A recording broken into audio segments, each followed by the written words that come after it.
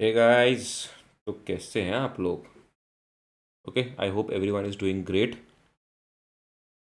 आज पढ़ेंगे accounting entries of some specific transaction, जिसमें हम पहले स्टार्ट करेंगे बैड डेट से, फिर पढ़ेंगे बैड डेट्स रिकवर्ड, फिर ट्रांजैक्शन रिलेटिंग टू गुड्स भी पढ़ेंगे इफ़ टाइम परमिट्स इसी क्लास में। ठीक है, तो बहुत मज़ा आने वाला है। सब हाथ थाम के बैठिए और साथ में कॉपी भी लेके बैठिएगा। चलो, बैड डेट्स। तो बैड डेट्स मतलब क्या होता है? What is bad debts? अगर आपको वर्ड से ही समझ में आ रहा है, ऐसे डेट्स। डेट्स मतलब, व्हाट इज़ डेट्स? डेट्स मतलब उधारी, वो पैसे जो आपको मिलने हैं। बैड मतलब, बैड तो वो उधारी जो खराब हो चुकी है, मतलब उनमें से पैसा आना अब मुश्किल है, अब पैसा नहीं आएगा। ठीक है, वो डेट्स जो अब खराब हो चुके हैं उसे बोलते हैं बैड डेट्स। इसका मतलब वो पैसा जो मुझे कस्टमर से मिलना तो था, लेकिन कस्टमर ने मुझे धमकी दे के बोल दिया कि भाई मैं तो पैसा देने नहीं वाला, आपको जो करना है कर लो, जो उखाड़ना है उखाड़ लो। ओके, मैं तो सीधा साधा आदमी, मैं क्या करूँगा, मैंने बुक्स में उस अकाउंट को बैड डेट बोल के राइट ऑफ कर दिया। मैं इतना ही कर सकता हूँ, उससे ज़्यादा तो मैं कुछ कर नहीं सकता। ठीक है, अगर मैं कोई बहुत इन्फ्लुएंशियल आदमी होता, हो सकता है मैं गुंडे भेजता, लेकिन मैं तो सीधा साधा आदमी हूँ, मैं कुछ कर नहीं सकता। तो मैंने क्या किया, मुझे अकाउंटिंग आती है, मैंने बैड डेट बना दी। When a goods are sold to a customer on credit and if the amount becomes irrecoverable, ये अमाउंट अब आएगा ही नहीं, it becomes irrecoverable, it can not be recovered, then the amount not recovered is called bad debts. ठीक है, अगर मुझे किसी से पैसे मिलने थे और उसने हाथ खड़े कर दिए कि मैं तो पैसे दूंगा नहीं, तो मेरे लिए वो अमाउंट क्या हो गया? Bad debts. क्या वो बिजनेस के लिए एक लॉस है? ऑफ कोर्स, फ़ायदा तो है ही नहीं, लॉस है। पैसे मिलने वाले थे, अब नहीं मिलेंगे तो लॉस ही है। तो क्योंकि ये बिजनेस का लॉस है, इसलिए बैड डेट अकाउंट जो होता है ना, उसको डेबिट करते हैं। Because losses and expenses work in the same way, है ना। जब एक्सपेंसेस इंक्रीज होते हैं, आप क्या करते हैं? डेबिट करते हैं। और डेटर्स के पर्सनल अकाउंट को आप क्रेडिट इसलिए करते हैं क्योंकि उस डेटर को आप बुक से बाहर ही निकाल दो, क्योंकि वो अब डेटर है ही नहीं। जब उसने हाथ खड़े कर ही दिए, जब उसने धमकी दे ही दी, तो अब क्या डेटर, अब कहाँ वो पैसे देगा?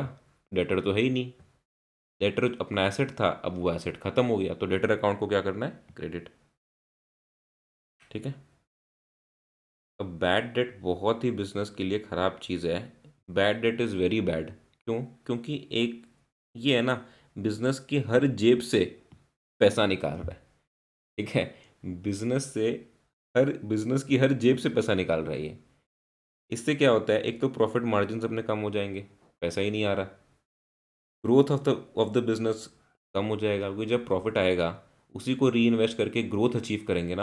अगर प्रॉफिट आ ही नहीं रहा है, पैसे ही नहीं आ रहे हैं, तो हमेशा एक कैश क्रंच बना रहेगा। तो बिजनेस की ग्रोथ जो है ना, बहुत रिस्ट्रिक्ट हो जाती है। ओके, लोन्स लेने में डिफ़िकल्टी होगी। अगर मैं बैंक से लोन लेने जा रहा हूँ, बैंक वाले बोलेंगे कि आप अपने डेटर से पैसा तो ले नहीं पा रहे हैं, प्रॉफिट आप बना ही रहे हैं और लोन आपको चाहिए।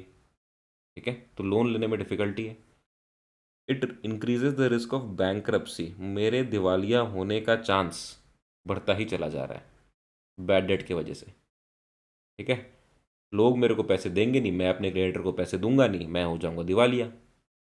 ओके, सो बैड डेट जो है ना, बिजनेस की देखो हर जेब से पैसा निकाल रहा है। Okay, so bad that is very bad for the business. लेकिन हमें क्या, हमें तो सीखनी है एंट्रीज। ओके, तो firstly when the total due amount is not recoverable, जब टोटल ड्यू अमाउंट है ना वो रिकवरेबल नहीं होता है, तो हम लोग को क्या करना पड़ता है, उस अमाउंट को बैड डेट बनाना पड़ता है।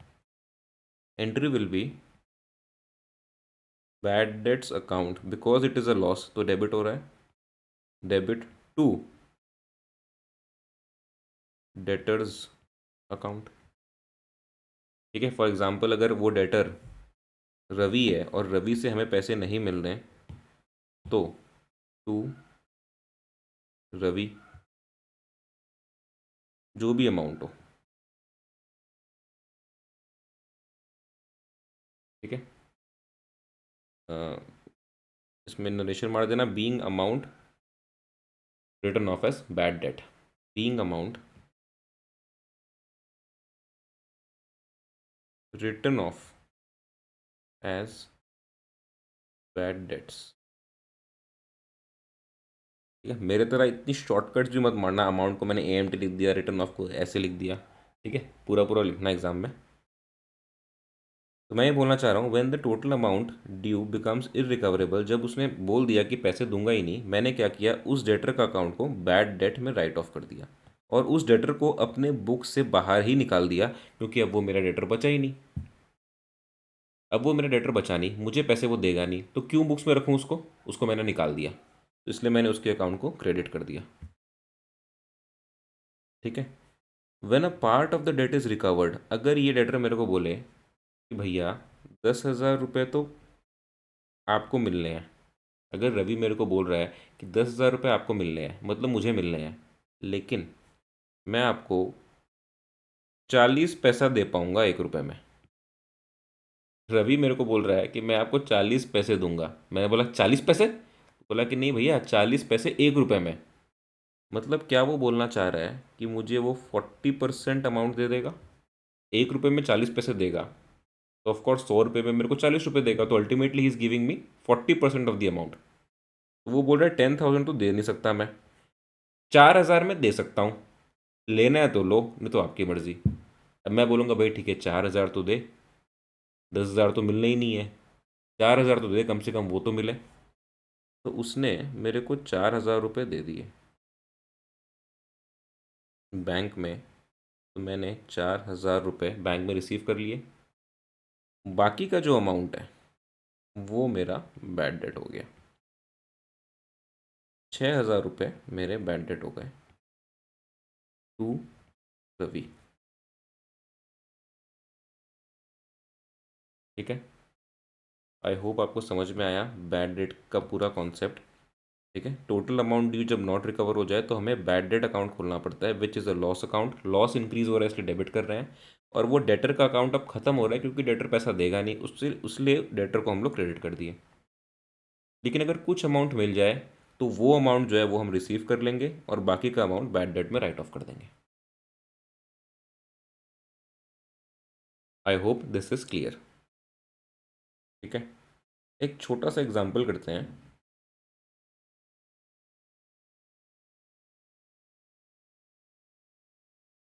चलो, डेटर का नाम है जेड, 10,000 रुपये से मिलने हैं। अप्रैल 10 को उसने मुझे एक चेक दिया 2,000 रुपये का, अप्रैल 10 को उसने मुझे सिंपली एक चेक दिया 2,000 रुपये का, तो मैंने अप्रैल 10 को एंट्री रिकॉर्ड करी,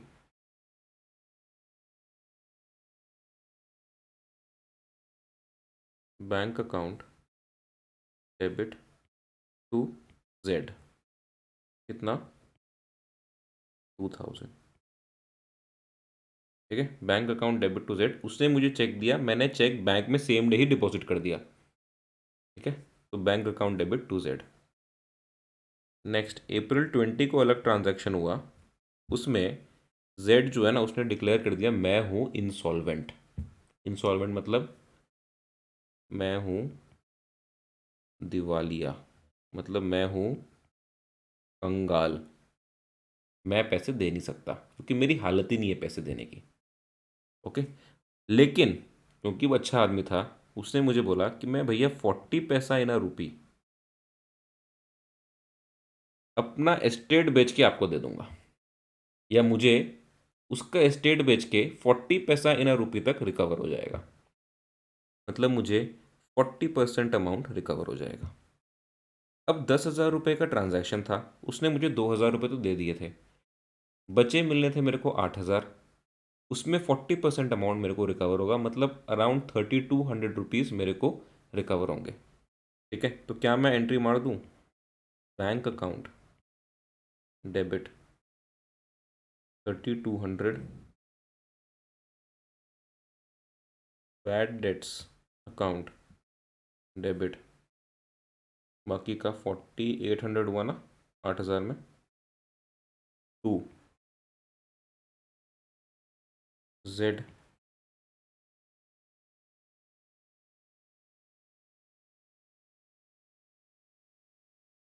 ठीक है, नरेशन अपने आप पास कर लेना। क्या ये बैड डेट का कॉन्सेप्ट क्लियर है?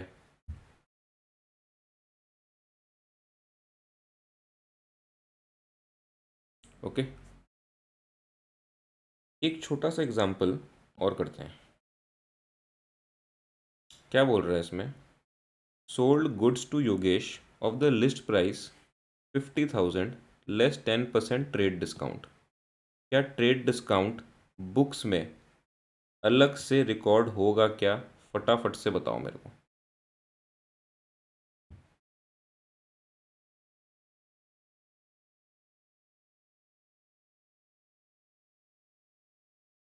क्या ट्रेड डिस्काउंट बुक्स में रिकॉर्ड होगा क्या? फटाफट से बताओ। The answer is no. Trade discount books में अलग से रिकॉर्ड नहीं होता। ठीक है, May 3 को sold goods to Yogesh, Yogesh को मैंने गुड्स सेल किए of the list price 50,000 less 10% trade discount, मतलब मुझे नेट सेल 45,000 के मैंने गुड्स सेल किए उसे। तो क्या मैं उसकी एंट्री मार लूँ 3 मई की? Yogesh debit to sales account, कितना अमाउंट? 45,000। 45,000। कोई डाउट? Any doubt? चलो नेक्स्ट देखते हैं, नेक्स्ट क्या बोल रहा है। May 10 को rebate allowed, allowed 2,500 as rebate to Yogesh for accepting damaged goods. ठीक है, योगेश को जो गुड्स भेजे थे ना मैंने, थोड़े डैमेज हो गए थे। तो योगेश तो बोल रहा है कि आपने जो मेरे को गुड्स भेजे हैं ये 45,000 का वर्थ ही नहीं बचा इसमें। तो मैंने बोला एक काम करो, गुड्स रख लो, 2,500 मेरे से रीबेट ले लो। ठीक है, एंड योगेश एग्रीड कि ठीक है भैया ऐसे कर लेंगे। तो I allowed 2,500 as rebate to Yogesh for accepting damaged goods. इसकी एंट्री क्या होगी May 10 की? Rebate allowed is an expense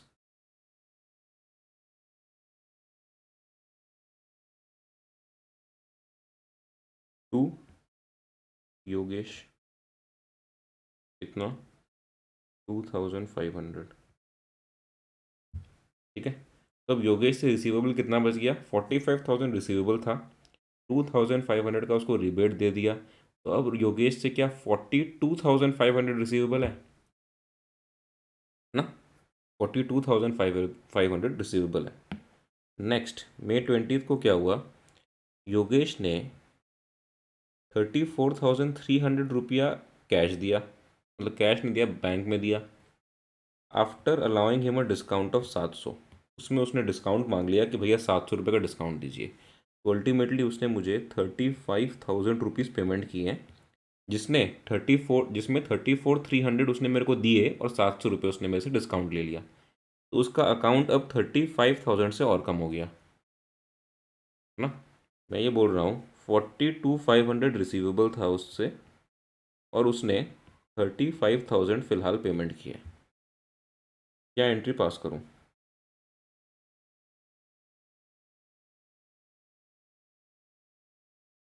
20 मई की।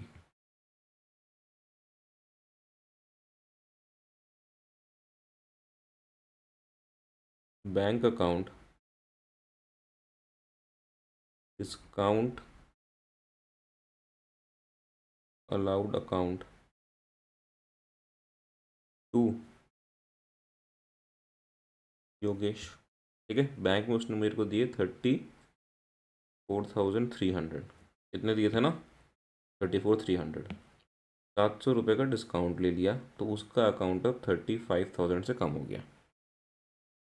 ठीक है, 45,000 रिसीवेबल थे, 2,500 का रिबेट हो गया, 42,500 रिसीवेबल थे, 35,000 का सेटलमेंट हो गया। तो अभी भी 7,500 रिसीवेबल है ना? 7,500 रिसीवेबल है ना? ये दिमाग में तो है आपके कि अभी भी पैसा बाकी है उससे मिलना। लेकिन लास्ट में उसने भी हाथ खड़े कर दिए। Amount due from Rogesh was not recoverable, it was to be written off. जब दिया रहे ना रिटर्न ऑफ, इसका मतलब होता है बैड डेट्स बनाने हैं। ठीक है, योगेश से ड्यू था, योगेश ने भी लास्ट में आके बोले भाई जितना दे दिया, बाकी 7,500 रुपये नहीं दूंगा। तो कितना बैड डेट हो गया? 7,500। कौन से तारीख को? May 30th को। तो 30th May को मैं एंट्री मार दूँ, bad debts account debit to Yogesh 7,500। ठीक है, यहाँ तक कोई डाउट? यहाँ तक अब तो कोई डाउट बचना नहीं चाहिए, इतना क्वेश्चंस प्रैक्टिस करा दिया मैंने। कंसेप्ट था छोटा सा, क्वेश्चन मैंने 2-3 करा दिए। ठीक है, चलो नेक्स्ट टॉपिक में चलते हैं, बैड डेट्स रिकवर्ड। ठीक है, बैड डेट्स रिकवर्ड मतलब मेरे ऊपर हो रही है पैसों की बरसात। जो आदमी ने हाथ खड़े कर दिए थे, धमकी दे के मेरे को भगा दिया था कि भाई पैसे तो हम देने वाले हैं नहीं, वो आदमी आके मेरे को बोल रहा है कि भाई साहब अपने पैसे ले लो। मतलब ये ऐसे बात हो गई कि विजय माल्या खुद लंदन से फ़्लाइट पकड़ के इंडिया आ रहा है और गवर्नमेंट को पैसे दे के वापस फ़्लाइट पकड़ के लंदन जा रहा है। ओके, तो मेरे तो आंख में आंसू आ गए एकदम ये देख के कि भाई जिसको मैंने इतना बुरा समझा, जिसको मैंने बैड डैड बोल के राइट ऑफ कर दिया, वो आके मेरे को पैसे दे रहा है। मेरी जेबें भरने लग गई वापस, जो खाली हो गई थी ना वो वापस भरने लग गई। लेकिन मैंने एक बार आंसू वासू पोंछ के सोचा कि भाई बैड डेट रिकवर तो हो गए, पहले एंट्री मार लूँ। ठीक है, तो sometimes it so happens that a debtor whose account was earlier written off as bad debt may pay the amount fully और partially। फुल्ली या पार्शली वो कुछ अमाउंट पे कर दे, जिसकी हमें उम्मीद भी नहीं थी, क्योंकि हमने तो राइट ऑफ कर दिया था बैड डेट बोल के। That is bad debts previously written off are subsequently recovered. ठीक है, bad debt recovered of course is a gain, इसलिए बैड डेट रिकवर्ड अकाउंट को हम लोग क्रेडिट कर रहे हैं। ठीक है, जब इनकम्स या गेन्स इंक्रीज होते हैं तो हम लोग क्रेडिट करते हैं, है ना। तो अगर बैड डेट रिकवर हुआ तो क्या एंट्री मारेंगे? ऑफ कोर्स अगर उसने मेरे को बैंक में पे किया तो बैंक अकाउंट डेबिट होगा टू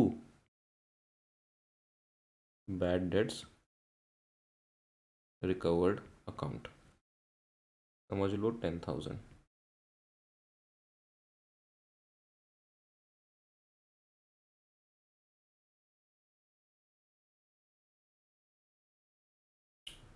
ओके,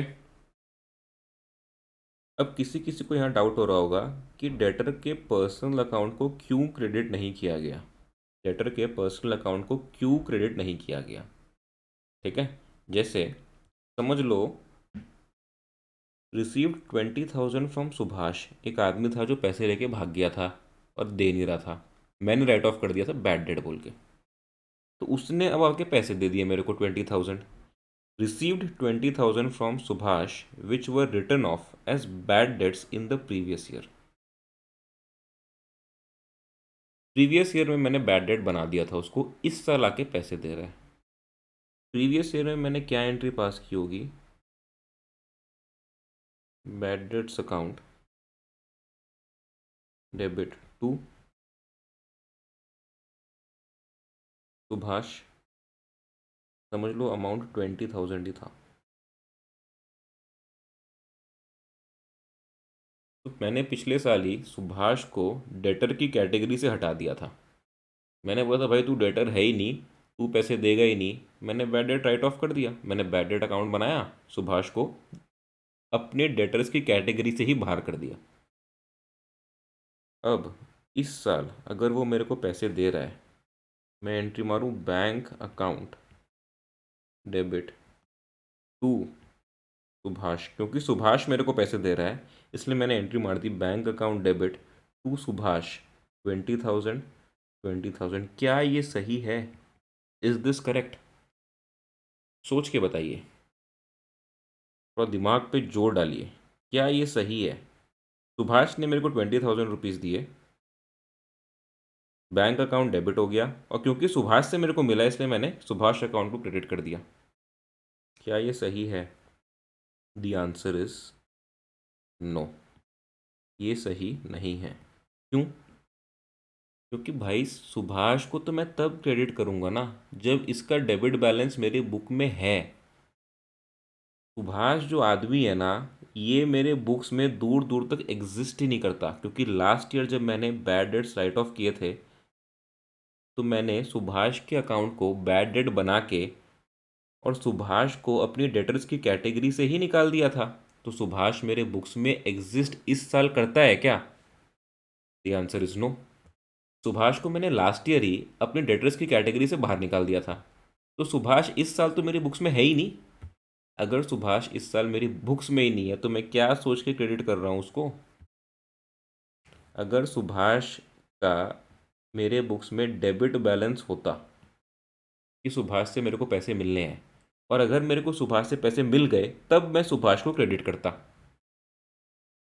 लेकिन आज की डेट में सुभाष जो आदमी है ये मेरी बुक्स में है ही नहीं। सुभाष मेरी बुक्स में है ही नहीं, क्योंकि मैंने उसको लास्ट ईयर ही अपने बुक से निकाल दिया था।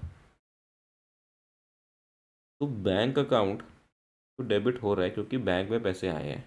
टू, आपको करना है बैड डेट्स रिकवर्ड, जो कि आपके लिए एक इनकम है, इसलिए हम उसको क्रेडिट कर रहे हैं क्योंकि income is increasing. I hope आपको ये समझ में आया कि हम सुभाष को क्रेडिट क्यों नहीं कर रहे। The simple reason being Subhash हमारी बुक्स में है ही नहीं। अगर सुभाष है ही नहीं तो किस मुंह से उसको क्रेडिट करें? ओके, आई होप आप यहाँ तक आपको सब कुछ क्रिस्टल क्लियर है। मैंने आपको सिर्फ दो टॉपिक्स पढ़ाए हैं। कौन कौन से? एक तो बैड डेट्स, दूसरे बैड डेट्स रिकवर्ड। तीसरे टॉपिक पे आ जाइए, which is transaction relating to goods. Goods से रिलेटेड जो ट्रांजैक्शंस है ना, कुछ स्पेसिफिक ट्रांजैक्शंस, उसकी जर्नल एंट्री सीख लेते हैं।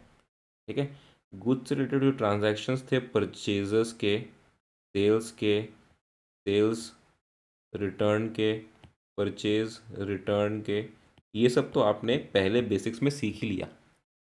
ठीक है, लेकिन अगर कुछ अलग टाइप के स्पेसिफिक ट्रांजैक्शंस है उसकी बात यहाँ करेंगे।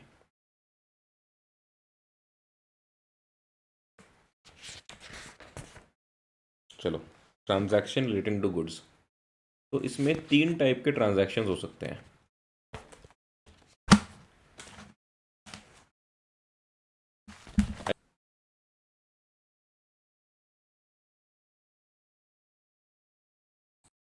Okay, so charity is an expense of the business. अगर बिजनेस कोई चैरिटी कर रहा है तो बिजनेस के लिए तो एक्सपेंस है, hence charity account is debited. ठीक है, expense is increasing, expense increase हो रहा है ना बिजनेस का, तो डेबिट होगा।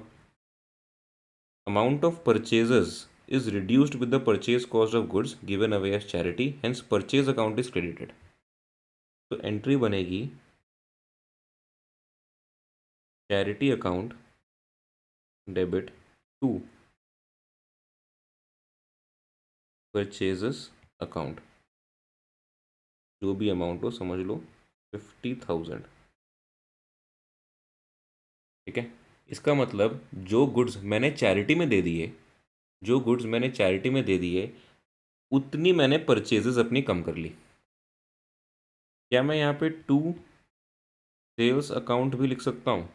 द आंसर इज नो, क्योंकि क्या मैंने गुड्स सेल किए हैं? सेल मैंने नहीं किए। ठीक है, मैंने सेल नहीं किए, मैंने अपने परचेज कॉस्ट में ही गुड्स दिए हैं। समझ लो मैंने 1,00,000 रुपीज़ के गुड्स परचेज किए थे और 50,000 के गुड्स मैंने चैरिटी में दे दिए, तो मैं परचेज कॉस्ट, मैं अपने परचेज को 50,000 से कम कर दूंगा और ऐसा अज्यूम करूंगा कि मैंने 50,000 का ही परचेज किया था। मतलब मैं अपने परचेज को कम कर रहा हूँ। मैं इस 50,000 जो मैंने चैरिटी में दिए है ना, उसको मैं सेल नहीं मान सकता, क्योंकि ये मैंने सेल किए ही नहीं है। Purchases are reduced because the goods are not sold, the goods are given away as purchase cost, तो मैं अपनी परचेज कॉस्ट को ही उतनी कम कर लूँगा। आई होप आपको ये समझ में आ रहा है कि मैं परचेज क्यों कम कर रहा हूँ, क्योंकि मैंने गुड्स सेल नहीं किए। समझ लो मैंने 100 यूनिट्स परचेज़ किए और 50 यूनिट्स चैरिटी में दे दिए, तो मैं ऐसा अज्यूम कर लूँगा कि मैंने 50 यूनिट्स ही परचेज़ किए थे, मैं अपनी परचेज़ को कम कर लूँगा। ठीक है, लेकिन मैं ये नहीं बोल सकता कि मैंने 100 यूनिट्स परचेज किए थे और 50 यूनिट्स मैंने सेल कर दिए, क्योंकि सेल मैंने नहीं किए। ओके, आई होप आपको ये समझ में आ रहा है।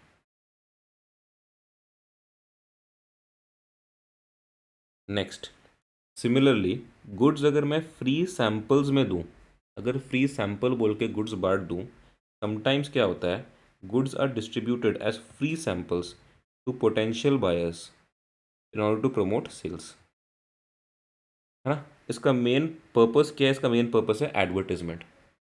इफ़ यू रिमेंबर, जब शुरू शुरू में आशीर्वाद आटा आया था ना, तो आशीर्वाद आटा जो है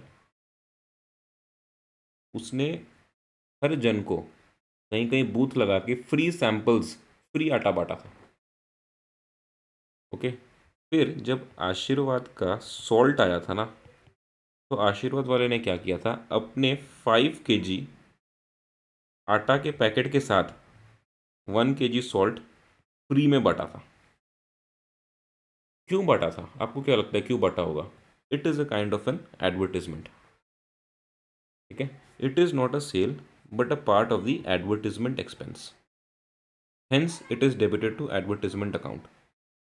एडवर्टिजमेंट एक्सपेंस, एक्सपेंस इंक्रीज हो रहा है इसलिए डेबिटेड।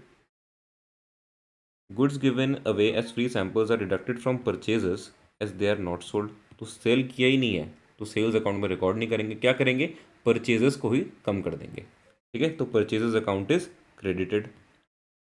तो क्या एंट्री बनेगी, what will be the entry?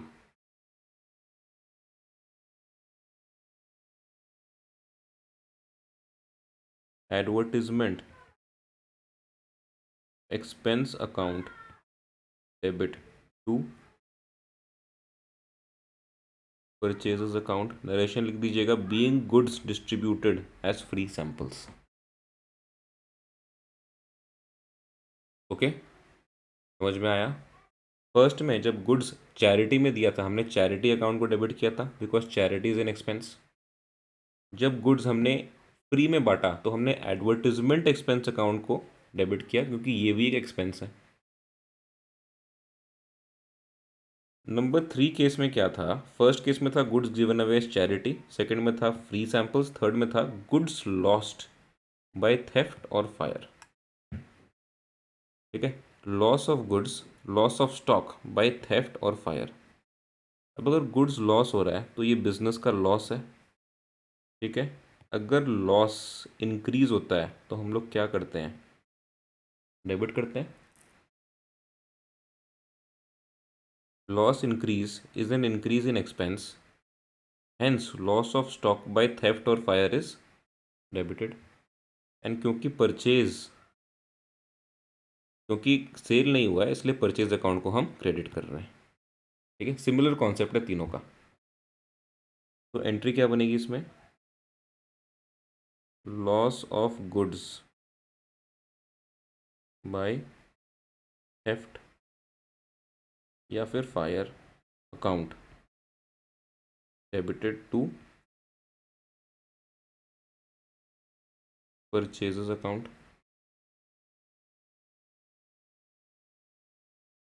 ठीक है, आई होप यहाँ तक क्लियर है। तो ट्रांजैक्शन रिलेटिंग टू गुड्स में तीन चीज़ पढ़ी, एक तो goods given away as charity, एक goods given away as free samples, एक गुड्स गिवन अवे, एक गुड्स लॉस्ट बाय थेफ्ट और फायर। ठीक है, गुड्स डिस्ट्रॉय हो गए थेफ्ट से, किसी ने चोरी कर लिए या आग लग गई। अब यहाँ तक तो ठीक है, लेकिन इसमें और एक कॉम्प्लिकेशन है। क्या, कि अगर गुड्स जो मेरे थेफ्ट से डिस्ट्रॉय हो गई, मतलब जो चोरी हो गए या फिर जो फायर से डिस्ट्रॉय हो गए, अगर मैंने उसमें इंश्योरेंस खरीद के रखा था तो, if the goods were insured. I hope आपको इंश्योरेंस मतलब पता है क्या होता है ना। हम गाड़ी का इंश्योरेंस खरीद लेते हैं, तो जब गाड़ी का एक्सीडेंट होगा ना, तो जो भी नुकसान होगा वो इंश्योरेंस कंपनी भरेगी, बदले में हमको इंश्योरेंस कंपनी को एक फिक्स्ड प्रीमियम देना पड़ता है।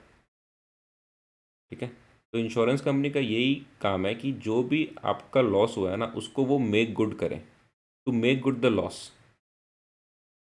तो मेरा क्या हुआ, मेरा हुआ loss of stock by theft और फायर, लेकिन वो स्टॉक जो था ना वो था insured, in case the goods were insurance. And मैंने क्या किया, इंश्योरेंस क्लेम जाके लॉन्च कर दिया, इंश्योरेंस कंपनी में जाके इंश्योरेंस क्लेम लॉन्च कर दिया कि भाई मेरे गोडाउन में आग लग गई थी या मेरे गोडाउन में चोरी हो गई थी और गुड्स जो है ना वो गायब हो गए और मुझे हुआ है लॉस, इसलिए आप मेरे को उस लॉस का पैसा दो। जब मैं इंश्योरेंस क्लेम लॉन्च करता हूँ ना, उसकी एंट्री होती है insurance company account debit to loss by theft public fire account.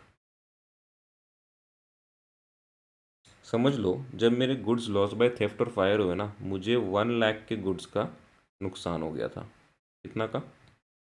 1 lakh के गुड्स का नुकसान हो गया था। मैं घर में बैठ के रो रहा था कि मेरा तो इतना बड़ा लॉस हो गया। और उस दिन रात में मैं सोने गया तो मेरे को नींद भी नहीं आ रही थी, और नींद नहीं आ रही थी तो बैठे बैठे वैसे ही अपने बिजनेस के पुराने पेपर्स देख रहा था, और पेपर्स देखते देखते मेरे को ये याद आ गया कि मेरा जो स्टॉक था वो तो इंश्योर्ड था, मैं बेकार में रो रहा हूँ।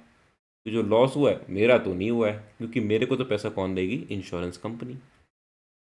मैं एकदम निश्चिंत हो गया। तो मैंने जो लॉस रिकॉर्ड किया था ना डेबिट करके, उसको मैंने अब क्रेडिट कर दिया, क्योंकि मेरा लॉस का मतलब ही नहीं है। लॉस तो हुआ इंश्योरेंस कंपनी का, पैसा तो वो देंगे।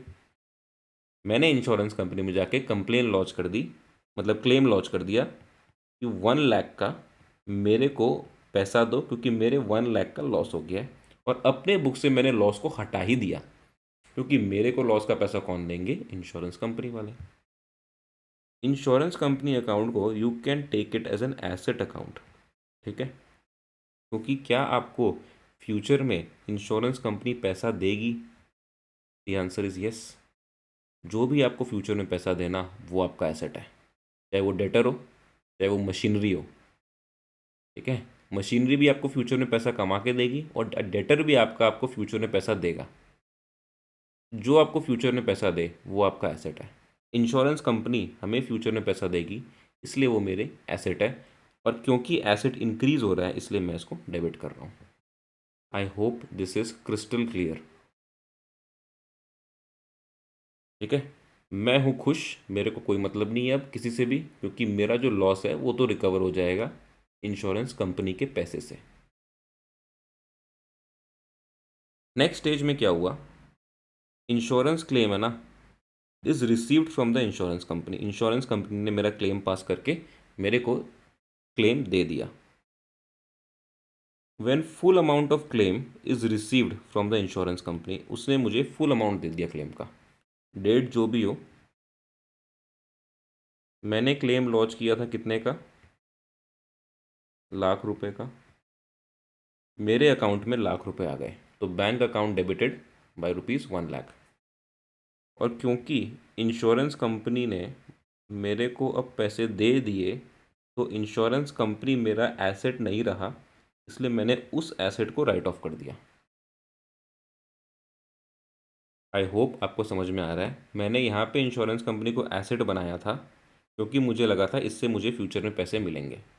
क्योंकि उसने मुझे अब फ्यूचर में पैसे दे दिए, इसलिए मैंने उसको एसेट को गायब कर दिया, कम कर दिया। और मेरे बैंक में पैसे आ गए तो मैंने बैंक अकाउंट डेबिट कर दिया। ये तब हुआ जब इंश्योरेंस कंपनी ने मेरे को फुल अमाउंट ऑफ क्लेम दे दिया, ओके। बट अगर इंश्योरेंस कंपनी वाले थोड़ा चालाकी करके बोले कि फुल क्लेम तो आपको नहीं मिल सकता, क्योंकि आपके गोडाउन में जो आग लगी या जो चोरी हुई ना उसमें आपकी भी थोड़ी गलती थी, इसलिए आप इंश्योरेंस से फुल क्लेम मत मांगिए, क्योंकि आपको नहीं मिलेगा। तो इंश्योरेंस कंपनी वाले ने मेरे को बोला कि 1 लाख का आपका लॉस था, हम 80% क्लेम एडमिट करेंगे। इंश्योरेंस कंपनी वाले 80% क्लेम एडमिट करेंगे, बाकी 20% का लॉस आप खुद बेयर करिए, ठीक है। उसके बाद मेरे को रोना तो आया, लेकिन ज़्यादा नहीं आया, क्योंकि भाई 80% तो पैसा मिल गया ना। 20% का लॉस चलो कोई नहीं, बेयर कर लेंगे। इसमें एंट्री क्या होगी, bank account debit to insurance company account. Insurance company account 1 lakh का ख़त्म हो रहा है क्योंकि उसने क्लेम सेटल कर दिया, लेकिन सेटल कितने में किया है? 80,000 में, तो मुझे मिलेंगे 80,000। बाकी के 20,000, बाकी के 20,000 जो ये लॉस बाय थेफ्ट और फायर मैं पूरा ख़त्म करके बुक्स में एकदम निश्चिंत बैठा हुआ था ना, ये अब वापस ज़िंदा हो गया। ये अब वापस ज़िंदा हो गया कि भाई आपको लॉस तो हुआ ही है, आप पूरा राइट ऑफ करके बैठ गए 1 लाख रुपया, लेकिन अभी आपको लॉस तो हुआ ही है क्योंकि इंश्योरेंस कंपनी ने क्लेम दिया है 80,000 का। तो बाकी का 20,000 का लॉस बाय थेफ्ट और फायर अकाउंट वापस ज़िंदा हो गया। आई होप आपको ये चीज़ समझ में आई है।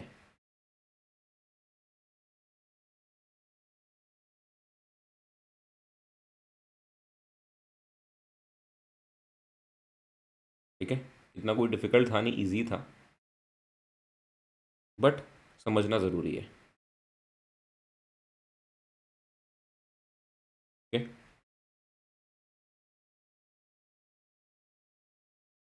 क्या एक सिंपल सा, एकदम सिंपल सा क्वेश्चन प्रैक्टिस कर लें? सिंपल क्वेश्चन है, एक बार आप रीड करके खुद करने की कोशिश करिए। बाकी मैं तो हूँ ही, लेकिन एक बार आप रीड करके देखिए। ये वाला है गुड्स अनइंश्योर्ड, ठीक है, these are goods uninsured, not insured, goods uninsured. Okay, take 5 to 10 minutes and solve it, अगर आप कर सकते हैं तो। वीडियो पॉज करके आप सॉल्व करने की कोशिश करिए। चलो, फर्स्ट एंट्री है गुड्स अगस्त 2 की, goods uninsured of ₹3,000 purchase cost दिया हुआ है, वो डिस्ट्रॉयड बाय फायर। ठीक है, तो ऐसे गुड्स जिसकी परचेज कॉस्ट ₹3,000 थी, they were destroyed by fire. क्या एंट्री होगी? अगस्त 2,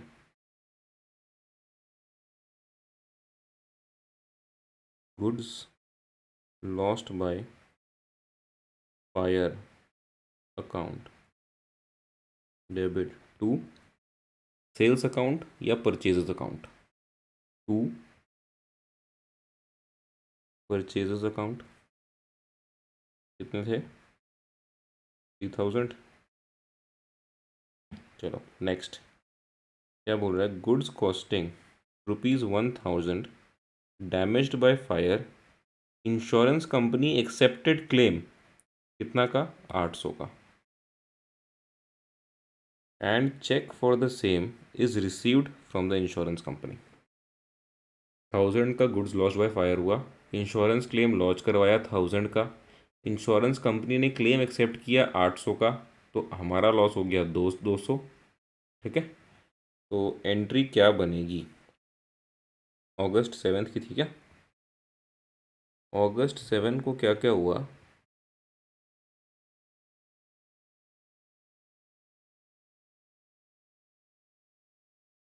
एक तो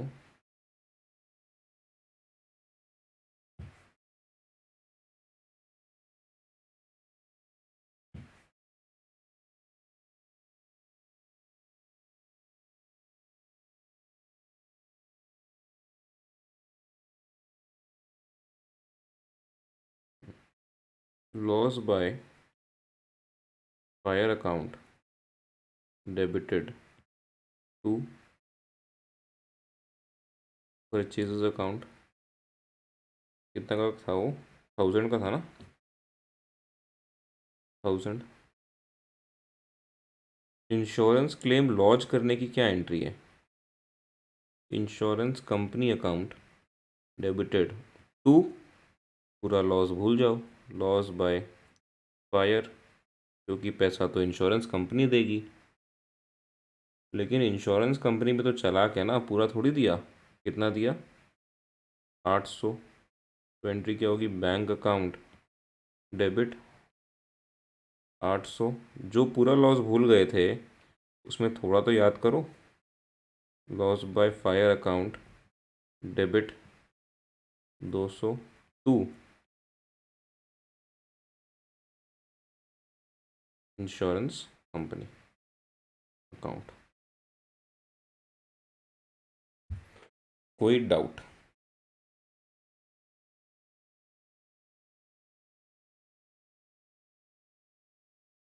तीन एंट्री पास होगी, 1, 2 और 3। ठीक है, फर्स्ट में आपने लॉस रिकॉर्ड कर लिया, loss by fire 2 purchases 1000 rupees का। फिर इंश्योरेंस क्लेम लॉन्च किया 1000 रुपीज़ का, और फिर बैंक अकाउंट में मिले 800, और इंश्योरेंस कंपनी को क्रेडिट किया, लॉस रिकॉर्ड किया 200 का, जो प्रीवियसली पूरा राइट ऑफ कर दिया था। ठीक है, नेक्स्ट क्या बोल रहे हैं, अगस्त 10 को गुड्स कॉस्टिंग ₹500 जिसकी सेलिंग प्राइस 600 थी पर गिवन अवे एज चैरिटी। तो जब मैं कोई गुड्स को चैरिटी में दे रहा हूँ तो सेल तो कर नहीं रहा। अगर सेल नहीं कर रहा तो इस सेलिंग प्राइस का क्या करूँ? कुछ नहीं, कोई काम ही नहीं है। ठीक है, कॉस्ट कितना था? 500। अगस्त 10 की एंट्री है, charity account debit to purchasers account. कितना था भाई अमाउंट? 500 ना, 500। नेक्स्ट, अगस्त 14 को goods costing ₹3000 distributed as free samples. क्या ये एक टाइप का एडवर्टिजमेंट है ना? तो आपको रिकॉर्ड करना पड़ेगा एडवर्टिजमेंट एक्सपेंस 14 अगस्त को।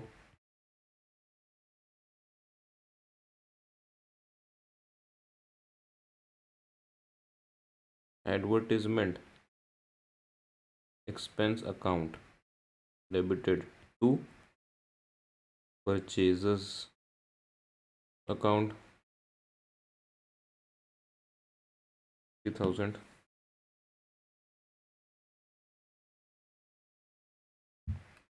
Next, goods worth ₹50,000 and cash worth 20,000 was stolen by an employee। तो ये क्या हो गया? ये है लॉस बाय थेफ्ट। आप रिकॉर्ड कर लीजिए, अगस्त 20 को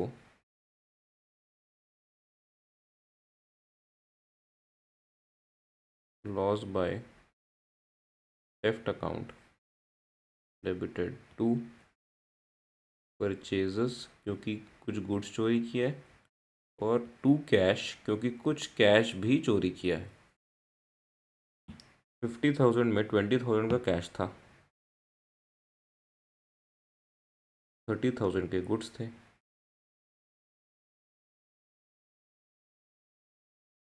कोई डाउट इसमें?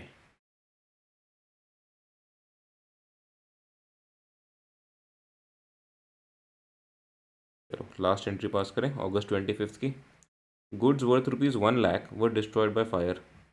Insurance company admitted and paid claim for 60% of amount, मतलब 60,000 रुपया इंश्योरेंस क्लेम मिला। हमने लॉन्च कितना का किया होगा? 1,00,000 का ही किया होगा, हम क्यों कम का लॉन्च करें?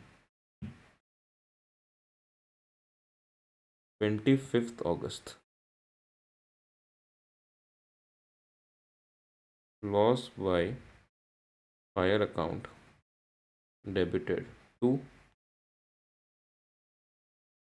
Purchases account.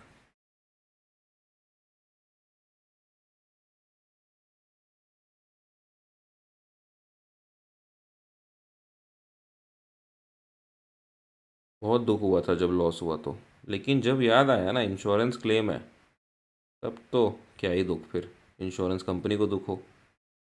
Loss by fire account.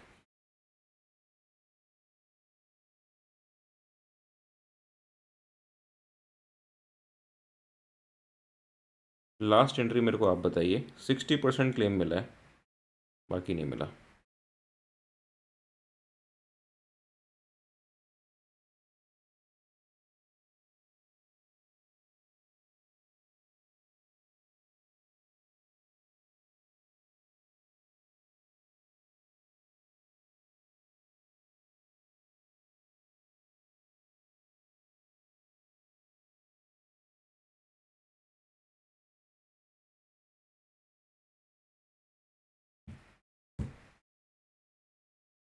Okay, bank account में 60,000 आए, 40,000 का मैंने लॉस बेयर कर लिया। पहले तो पूरा खुश हो गया था 1 लाख का राइट ऑफ करके, लेकिन थोड़ा उसमें लॉस वापस जिंदा हो गया 40,000 का, और इंश्योरेंस कंपनी को ख़त्म कर दिया 1 लाख रुपीज़ से।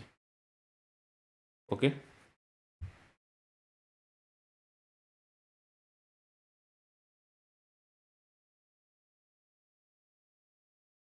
ठीक है। तो we started the class, accounting entries पढ़ रहे थे, सम स्पेसिफिक ट्रांजैक्शंस की। बैड डेट्स हमने कर लिया, बैड डेट्स रिकवर्ड कर लिया। Transaction related to goods, 3 type के ट्रांजैक्शंस थे, गुड्स लॉस्ट बाय फायर और theft, goods given away as free samples, और एक क्या था,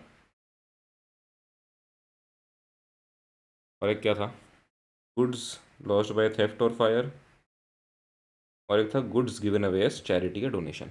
ठीक है, तो 3 टाइप के हमने ट्रांजैक्शन रिलेटिंग टू गुड्स कर लिए। नेक्स्ट टॉपिक है हमारा ड्राइंग्स। ठीक है, तो ड्राइंग्स मैं आपको नेक्स्ट क्लास में करवाऊंगा। नेक्स्ट क्लास में हम लोग ड्राइंग्स करेंगे, और होपफुली अगर हो सके तो drawings, purchase and sale of fixed assets, expenditure on installation of machinery and miscellaneous sundry expense, इतना नेक्स्ट क्लास में कवर कर लेंगे। ठीक है, I hope you like the class, आपको सब कुछ ठीक से समझ में आया। ठीक है, तो नेक्स्ट क्लास में मिलेंगे, तब तक ऐश भी करिए, पढ़ाई भी करिए, मस्ती भी करिए। ओके, तो see you in the next class, bye.